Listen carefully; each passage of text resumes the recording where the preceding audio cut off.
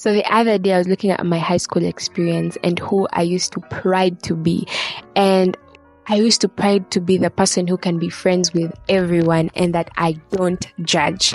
And I'd even quote the verse in Proverbs that talks about friendship and tell people, me, that thing doesn't apply to me. Me, I know myself. Okay. I genuinely love peace. In fact, like, by the time I see people online saying their mind, not even online, or even in my real life, when they're unhappy with something, they actually speak their minds. I look at that person and I remark them. I give them all my claps, because if there's one thing I stress doing is actually airing out my opinion, let alone online, even in my own household at home. It's like I would rather just have peace than actually do it. And that shit has helped me in friendships.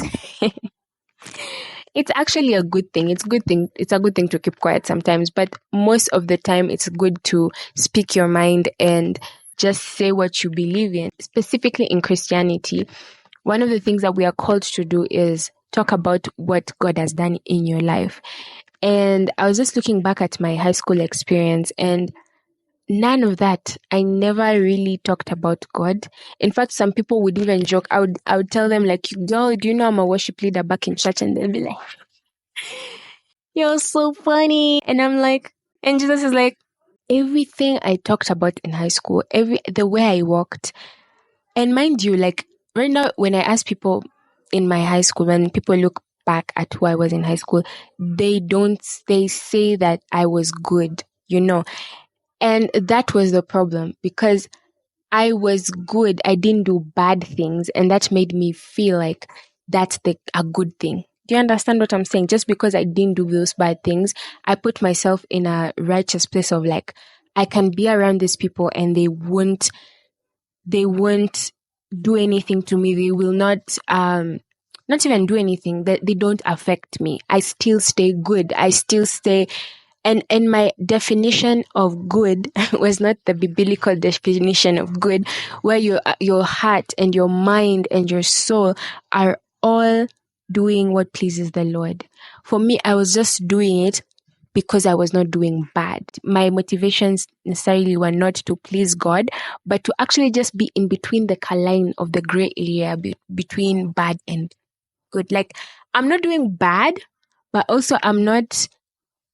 And I'm doing good, but it's in the middle, you know. It's not like it's bad, you know. And so I was just thinking about how much unnecessary compromising situations I was in. And I was even talking to someone the other day, and I was just telling them my high school experience, and they're like, it's so beautiful to see someone like actually be able to live life in our day and age for God and in a godly way. I'm like, you don't know. I remember times where I'd find myself in compromising situations because I would believe genuinely my friends cannot affect me anyhow. And I used to be friends. I used to listen to what they say. I used to be around them. Now, what I didn't know was that I might not be doing that, but genuinely, their prayers, like 90% of my prayers with God were more praying about my temptations. God, I feel so bad. God, this. And it's not bad. I believe it's honestly a miracle how I made it out, and God legit held my hands during that time, and I didn't know better. But I was just thinking, like, a lot of these prayers could have just downsized in plenty. I could have been a millionaire. Been praying to be a billionaire right now, guys. But I was just busy praying about temptations just because of the friends that I was around. And basically everything that I talked about, I literally used to take time to research. I used to take time to research these things about like what our conversation is, so that I don't feel left out the next time we're talking about this subject. And they were not really things that are helping me in my walk with Christ. In fact, they would just take me back to my puke.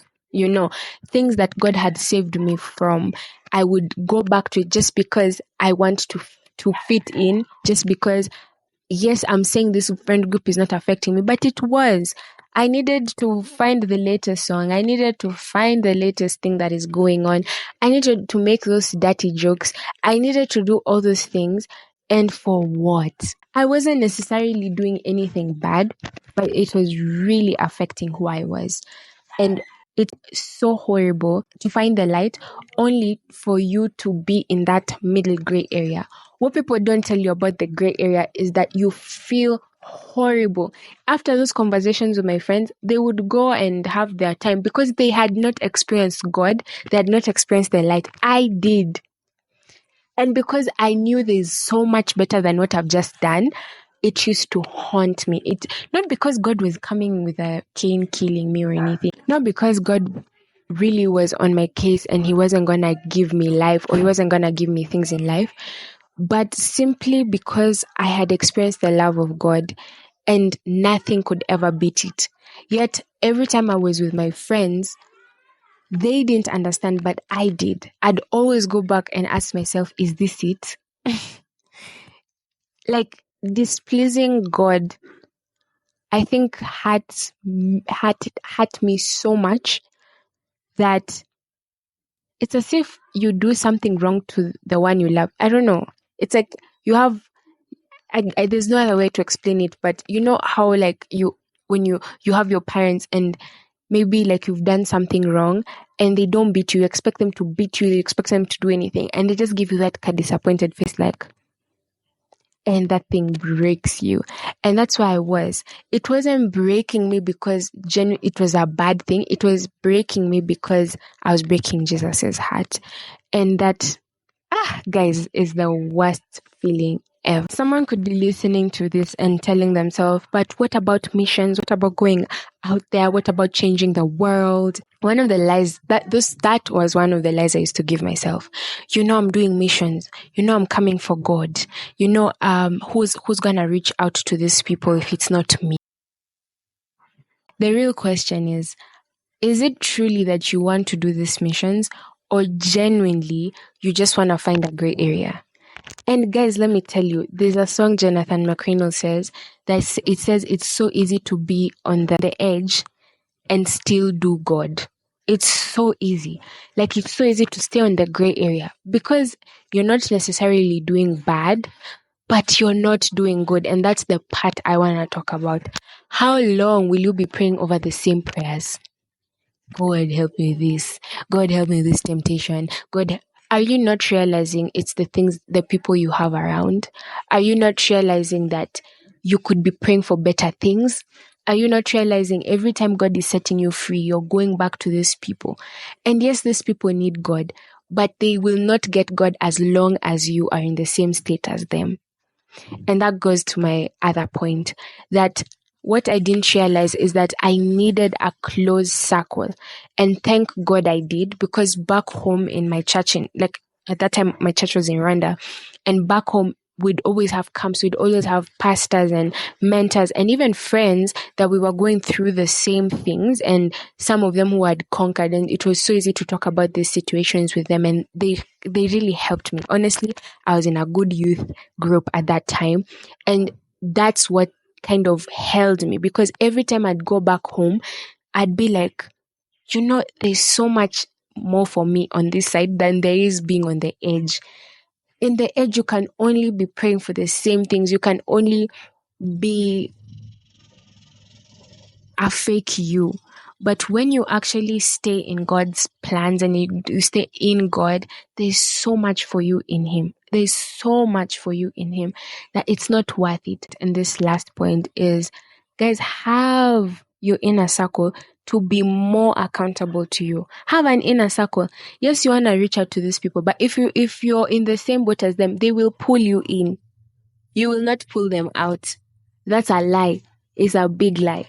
What you need is a group of people who believe in God, who are gonna keep you accountable in your walk with God, who challenge you, keyword, challenge you in the ways of God, who, every time you're coming, you're not the one. And let me tell you guys, if in your small circle, you're the one who is good, you're the one who is challenging people only, you're not being challenged, you're the one who they are looking up to, is giving red flag. I'm not saying that's the problem.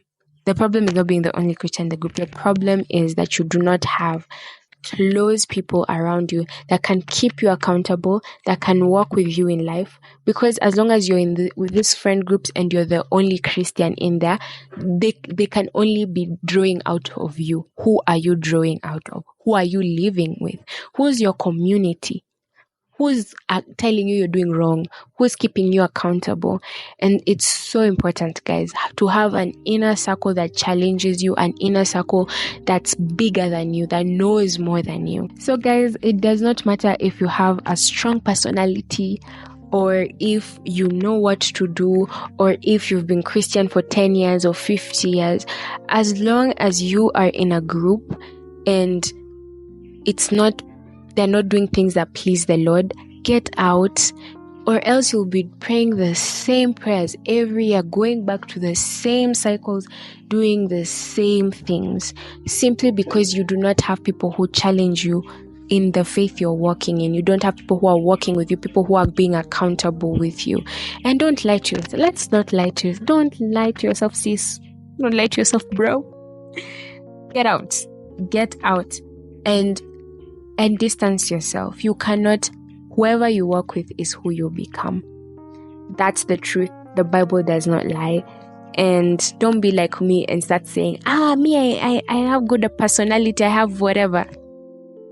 Watch out, guys, and see you in the next episode. It's been nice talking to you.